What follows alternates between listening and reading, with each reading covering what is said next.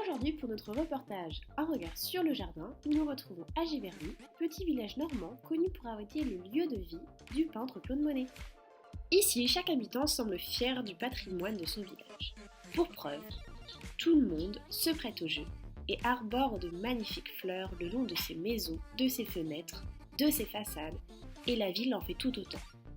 Nous avons plus particulièrement rendez-vous avec l'un des acteurs de cet environnement magnifique. Je m'appelle Emmanuel Bénard, je suis responsable des jardins au musée des impressionnismes. Ici se trouve le jardin de façade, donc qui sert à accueillir les gens du musée. C'est un jardin dont les lignes ont été dessinées en même temps que le bâtiment, et donc par le cabinet Rechen et Robert.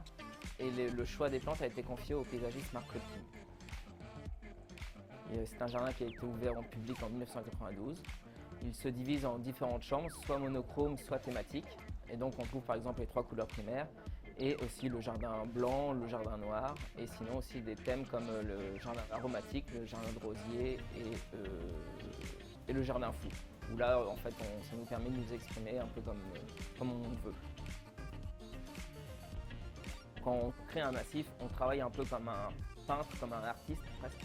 Parce qu'en fait, on essaye de trouver des lignes, des couleurs qui s'harmonisent, des structures, du graphisme. Donc je dirais que c'est comme un tableau, mais en 3D. Il y a des peintres qui viennent soit à titre individuel, ou alors il y a aussi des ateliers scolaires qui se font dans les jardins.